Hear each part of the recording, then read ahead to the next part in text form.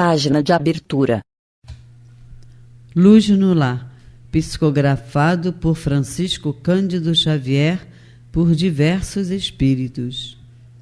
Número da mensagem 23. Título: No Templo do Lar. Indiscutivelmente, o avanço científico do mundo estabelece múltiplos sistemas de cura na atualidade terrestre. Vitaminas e hormônios, eletricidades, magnetismo, fluidos e melodias são recursos empregados no fortalecimento da saúde humana. Acreditamos, no entanto, que o culto doméstico do Evangelho é a fonte real da medicina preventiva, sustentando as bases do equilíbrio físio-psíquico. O centro da vida reside na mente e a mente se nutre de emoções e ideias.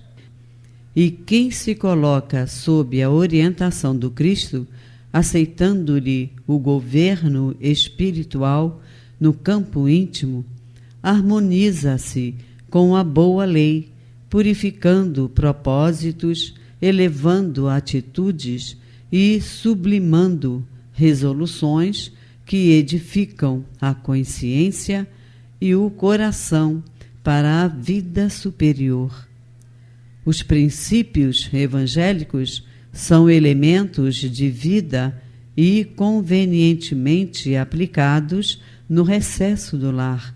Sanam as chagas da maledicência, previnem a cólera destrutiva, curam os efeitos desastrosos da imprudência, afastam os perigos da antipatia gratuita, balsamizam as úlceras da desilusão e favorecem o clima da fraternidade e da confiança suscetível de criar a felicidade verdadeira para quantos se empenham na evolução, no reajuste, na melhoria e na elevação. Pensar bem é edificar o que é bom. E somente Jesus é o mestre do pensamento reto e purificado, a expressar-se em favor do erguimento comum, no repouso e no trabalho, no silêncio e no ruído, na dor e na alegria, que constituem importantes posições de nossa viagem para os cimos da vida. Cultivar o Evangelho no santuário familiar é nortear a nossa experiência para o reinado de Deus, em nós e fora de nós.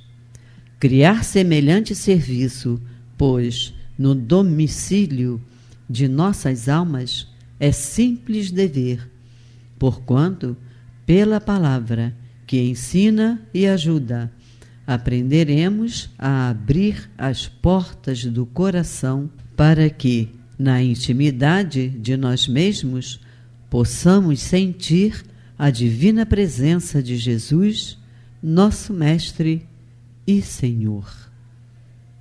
Pio Ventania. E agora, a palestra. Irmãos de caminhada, vamos dar continuidade ao estudo sistematizado da doutrina espírita de forma virtual, através do Grupo Espírita Francisco de Assis, Chefa. Estamos estudando o Evangelho segundo o Espiritismo. Estamos no último capítulo, o capítulo intitulado Coletânea de Preces Espíritas. E é um capítulo muito interessante, né? Nós recomendamos a leitura. Aí pode se perguntar, mas por quê, né? Se a prece é algo tão pessoal. Como nós já estudamos, a prece, ela não exige uma forma determinada, né? Um conteúdo determinado. Ela depende só do sentimento, né? Você pode fazer uma prece estando em público, né? Estando no meio de uma multidão ou sozinho no seu quarto. O importante é o recolhimento, você intimamente se voltar, elevar o seu pensamento, né? Se dirigir a Deus, aos espíritos superiores, enfim, ao seu mentor espiritual, né? Elevar o seu pensamento, né? E pedir exatamente, ou agradecer, ou louvar, glorificar, parece que não tem só esse objetivo, né? Só o de pedir. Infelizmente, comumente nós rezamos pedindo, mas a gente também deve rezar agradecendo a Deus, né? Tudo que temos, pela misericórdia dele, está conosco, pela vida, né? Pela oportunidade de estar aqui, né? Família, saúde, enfim, por tudo que temos. Mas, então, nesse momento, por que então Kardec fez essa coletânea, né? Reuniu essa coletânea de preces? É porque em alguns momentos da nossa vida a gente passa por dificuldades que às vezes fica difícil até raciocinar, né? Concatenar as ideias, as palavras. Então essa coletânea nos ajuda nesse momento, sabe? E Kardec, como pedagogo, né, que tinha essa formação, ele organiza de uma forma lógica e antes de cada sugestão de prece, são apenas sugestões, ele faz uma explicação, uma breve explicação, no formato como se fosse um prefácio de um livro, né? Ele explica sucintamente do que vai se tratar ali a oração, tá bom?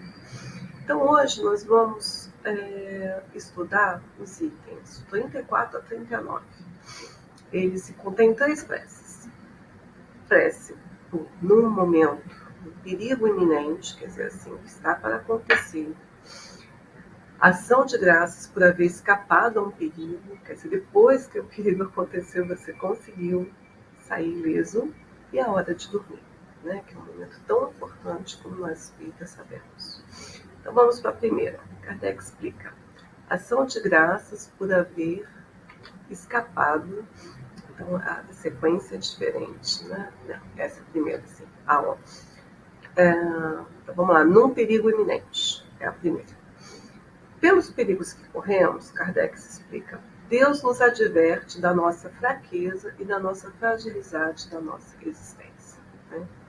Porque assim, a gente lembra que dos piores problemas, né, lá no Livro dos Espíritos, Kardec nos esclarece, os Espíritos nos esclarecem através de perguntas de Kardec, que dos maiores males da humanidade está o egoísmo e o orgulho, né? Então, assim, às vezes a pessoa pode se sentir assim muito poderosa e passar por um problema, passar por uma dificuldade, ver-se necessitando de ajuda, vai ajudar esse espírito, né? Estamos aqui em evolução, vai ajudar esse espírito a refletir sobre a nossa pequenez, a nossa fragilidade, como diz Kardec, né? Sem Deus nada somos, de fato. Então mostra-nos Deus que entre suas mãos está a nossa vida, né? A vida, diz aquela música, não tem bala, né? Às vezes você sai de casa e pode não voltar. Então, a cada momento tentar fazer o nosso melhor. Então ele nos mostra que a nossa vida está na mão dele e que ela se acha presa por um fio que se pode romper no momento em que menos esperamos, né? Jesus também recomenda, né, que a gente fazer as pazes enquanto a gente está a caminho, né, com o inimigo, aquele que a gente não está, né, que a gente não sabe em que momento a gente não estará mais aqui. Sob esse aspecto, não há privilégio para ninguém, pois que as mesmas alternativas se encontram sujeitos assim o grande como o pequeno. Se examinarmos a natureza e as consequências do perigo, veremos que essas, as mais das vezes, se se verificassem, teriam sido a punição de uma falta cometida ou da falta do cumprimento de um dever. Quer dizer, a gente deve procurar sempre pedir a Deus forças para enfrentar, né, aquilo que a gente precisa enfrentar e inspiração, né, para a gente poder escolher o melhor caminho sempre, sabe? Fazer as coisas da melhor forma, né? Saber calar, ouvir mais do que falar, né? Ou falar aquilo que a gente não tem certeza, ou que não for benevolente ou que não tiver utilidade, enfim. Aí vem a sugestão da prece. Deus Todo-Poderoso, e tu, meu anjo guardião, socorrei-me. Se tenho de sucumbir, que a vontade de Deus se cumpra. Se devo ser salvo, que o restante da minha vida repare o mal que eu haja feito e do qual me arrependo. E não é pequena prece, né? Mas precisa ser com sentimento, com verdade. Não importa o tamanho da prece, não importa as palavras que eu uso para a minha prece. A gente deve lembrar que a gente está dirigindo a Deus, em última instância. E Ele entende o nosso sentimento. Ele percebe o nosso sentimento. Ele sabe do que a gente pensa. Então não adianta falar uma coisa e pensar outra. É importante a gente ser absolutamente sincero e humilde nas nossas preces. Tá? Alguns perguntam assim, mas se Deus sabe o que eu penso, eu não preciso rezar, para que eu vou rezar? Assim, a oração é um momento também de humildade da criatura para com o Criador, sabe? De reconhecimento da supremacia dele. Né? Então é fundamental que a gente sim reze o tempo todo. Agora o item 36. Vamos ao prefácio. Pelo perigo que tenhamos corrido, mostra-nos Deus que de um momento para o outro podemos ser chamados a prestar contas do modo por que utilizamos a vida. Lembremos de que a vida, o objetivo da vida é a nossa evolução. Né? Não é nenhum outro, é a nossa evolução. Então, a cada momento, a gente deve buscar lembrar disso. Avisa-nos assim que devemos tomar tento e emendarmos. Ou seja, a gente tem que tomar jeito, né? Voltar para o caminho correto. Se erramos até agora, é hora de recomeçar. Sempre é hora de recomeçar, a gente voltar, tá? Mudar, vamos à pressa. Ação de graças por haver escapado a um perigo. Meu Deus, meu anjo da guarda, agradeço-vos o socorro que me proporcionastes no perigo de que estive ameaçado. Seja para mim um aviso, esse perigo, e me esclareça sobre as faltas que me hajam colocado sob a sua ameaça. Compreendo, Senhor, que nas tuas mãos está a minha vida, que me a podes tirar quando te apraz. Inspira-me por intermédio dos bons espíritos que me assistem, propósito de empregar utilmente o tempo que ainda me concederes de vida neste mundo. Meu anjo guardião, firma-me na resolução que tomo de preparar os meus erros, reparar os meus erros e de fazer todo o bem que esteja ao meu alcance, a fim de chegar menos vulnerável de imperfeições ao mundo dos espíritos, quando Deus determine o meu regresso para lá.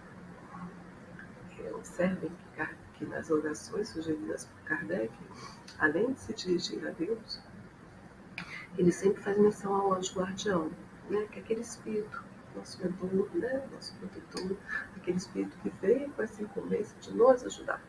Né? É muito importante buscar essa sintonia com o nosso espírito protetor, mentor, anjo da guarda. A última prece de hoje, a hora de dormir. Prefácio. O sono tem por fim dar repouso ao corpo. O espírito, porém, não precisa repousar. Enquanto os sentidos físicos se acham entorpecidos, a alma se despreende em parte, não totalmente, porque senão haveria desencarne, da matéria e entra no gozo das faculdades do espírito. O sono foi dado ao homem para a reparação das forças orgânicas e também para as forças morais. Enquanto o corpo recupera os elementos que perdeu com o efeito da atividade da vigília, o espírito, efeito da atividade da vigília, quer dizer, está ali repousando, né? O coração tem menos batidas cardíacas, enfim, há todo um refazimento, por assim dizer, né? Do nosso organismo físico, material. Também o espírito vai retemperar-se entre os outros espíritos. A gente vai encontrar outros espíritos. Ao ir no que vê, no que ouve e nos conselhos que lhe dão. Ideias que ao despertar lhe surgem em estado de intuição, né? Sabe, você dorme com um problema pensando e acorda com a solução. É isso. E a volta temporária do exilado à sua verdadeira pátria, né? Porque a vida real é a vida espiritual. Né? É o prisioneiro restituído por momentos à liberdade. Mas como se dá com o presidiário perverso, acontece que nem sempre o espírito aproveita dessa hora de liberdade para seu adiantamento. Se conserva instintos maus, em vez de procurar a companhia de espíritos bons, busca a de seus iguais e vai visitar os lugares onde possa dar livre curso aos seus pendores. Eleve, pois, aquele que se ache compenetrado dessa verdade o seu pensamento a Deus, quando sinta aproximar-se o sono. Evitar ritmos de violência, evitar discussões, evitar sentimentos ruins, pensamentos ruins na hora de dormir. Né?